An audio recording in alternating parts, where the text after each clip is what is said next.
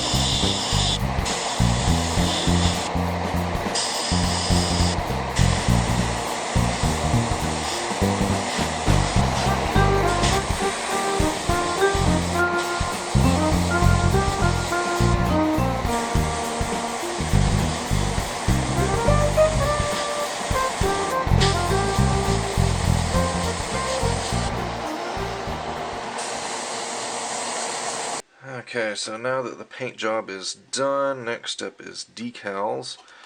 And this kit doesn't have an official water slide set from Bandai, unfortunately, So all we really have to go with are these crappy clear stickers and a few dry transfers.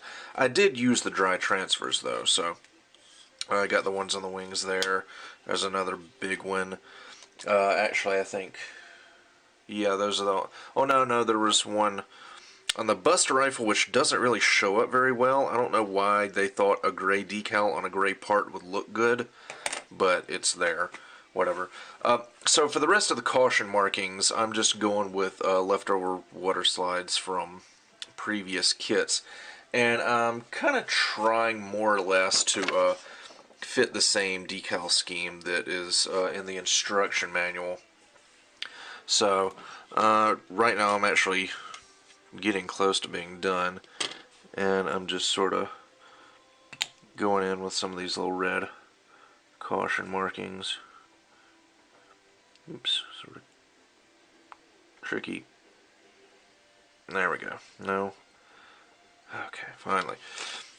And then just putting these into place.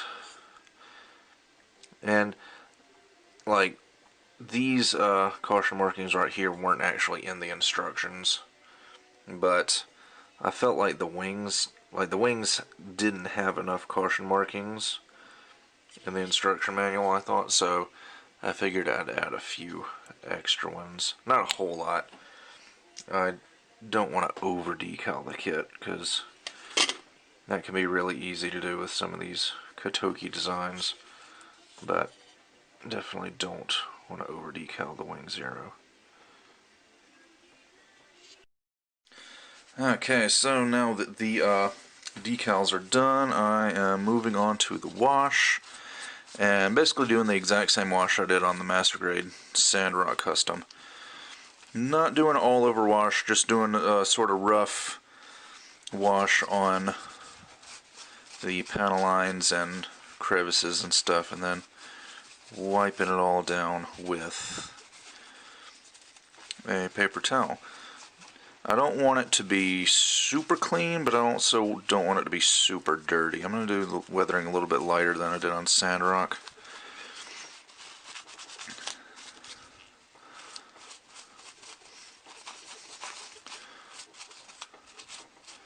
Alright, looks pretty good to me.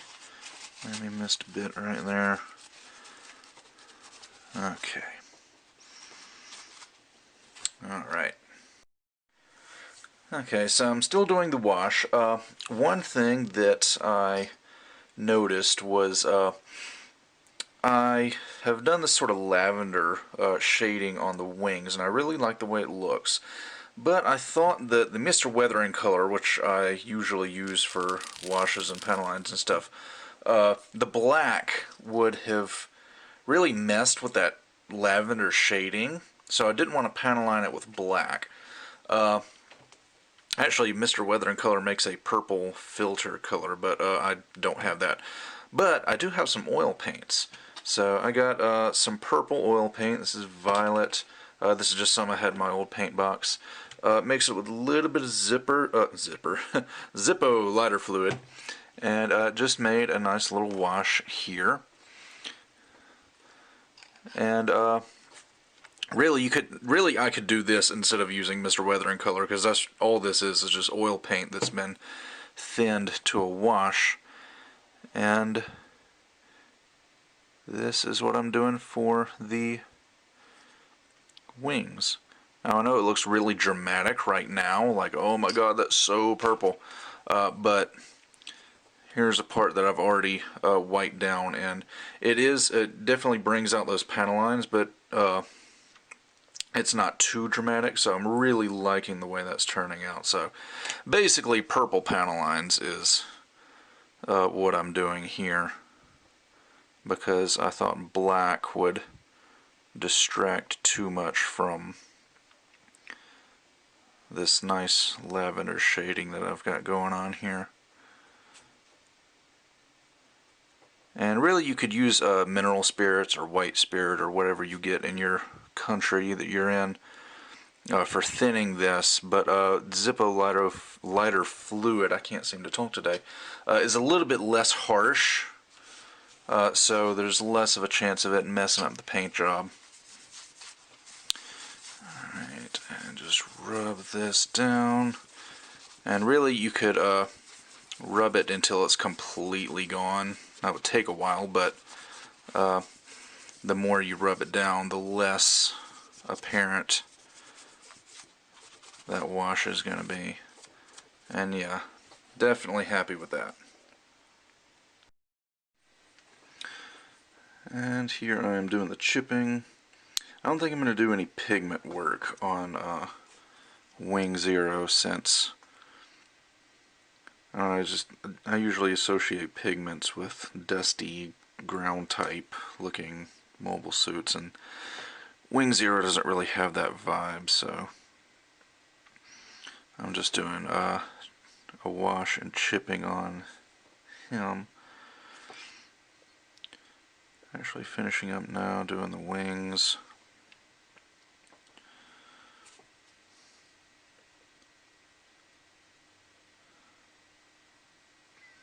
And I got a new paintbrush that has a really sharp tip on it, and it's working out really well for this chipping. I like it a lot.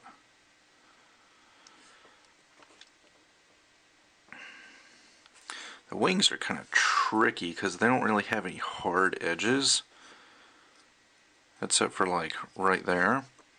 So a lot of these curves is kind of difficult to figure out how to do the chipping on them.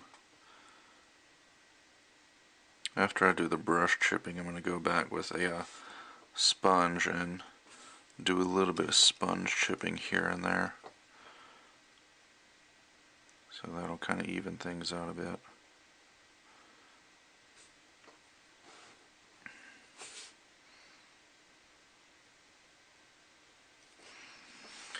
But anyway, let's see, here's some other parts, like the lower leg. Did a bit less chipping than I did on Sandrock. Here's the torso.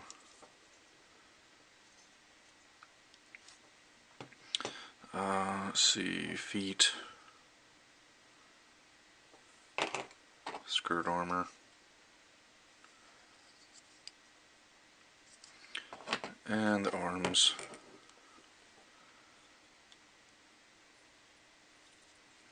So this is pretty much how it's going to look. And then after this is just top coat.